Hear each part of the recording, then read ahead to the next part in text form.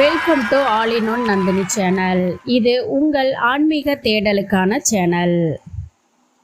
எந்த எண்ணெயில் தீபம் ஏற்றினால் என்ன நன்மைகள் கிடைக்கும் அப்படிங்கிறத பற்றி தான் இந்த வீடியோவில் நம்ம தெளிவாக தெரிஞ்சுக்க போகிறோம். நம்ம டெய்லியுமே வீட்டில் தீபம் ஏற்றுறோம், அதே மாதிரி கோவில்லையும் தீபம் ஏற்றுறோங்க. அதில் நம்ம பயன்படுத்தக்கூடிய எண்ணெயோடைய நன்மைகள் நமக்கு என்னென்ன கிடைக்குது அப்படிங்கிறத தெரிஞ்சுட்டு நமக்கு என்ன தேவையோ அதை பொறுத்து அந்த எண்ணெயை நம்ம வீட்லேயும் கோவில்கள்லையும் பயன்படுத்துவோம். அது எந்த எண்ணெய்க்கு என்ன மாதிரியான பலன்கள் நம்ம வாழ்க்கையில் கிடைக்குங்கிறது தான் நம்ம தெளிவாக தெரிஞ்சுக்க போகிறோம். நீங்கள் இன்னும் ஆல் இன் ஒன் நந்தினி சேனலை சப்ஸ்கிரைப் பண்ணலைன்னா மறக்காமல் சப்ஸ்கிரைப் பண்ணிக்கோங்க. பக்கத்திலே இருக்கக்கூடிய ஆல் பெல் சிம்பலையும் ப்ரெஸ் பண்ணிக்கோங்க.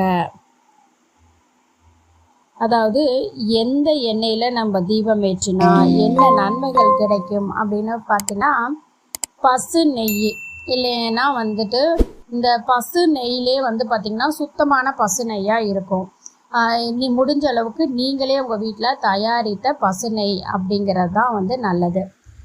இதில் தீபம் ஏற்றணும் அப்படின்னா சகல செல்வங்களும் சுகங்களும் கிடைக்கும், லட்சுமி கடாட்சம் கிடைக்கும்.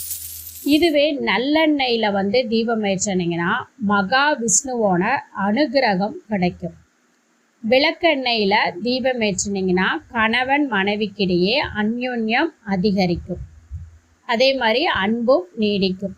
வேப்பெண்ணெயில் இந்த வேப்பெண்ணெய்,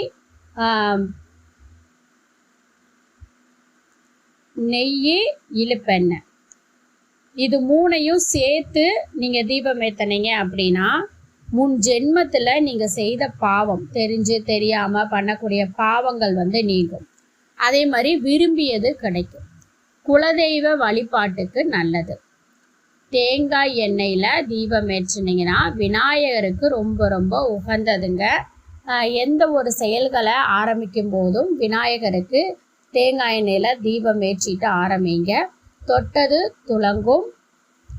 இப்போ இதில் உங்களுக்கு என்ன தேவையோ அந்த எண்ணெயில் நீங்கள் தீபம் ஏற்றிட்டு வந்தீங்கன்னா அது உங்கள் வாழ்க்கையில் நடந்தேறும். அப்படிங்கிறதுல மாற்றமே கிடையாதுங்க. இந்த வீடியோ பிடிச்சிருந்தா லைக் பண்ணுங்க.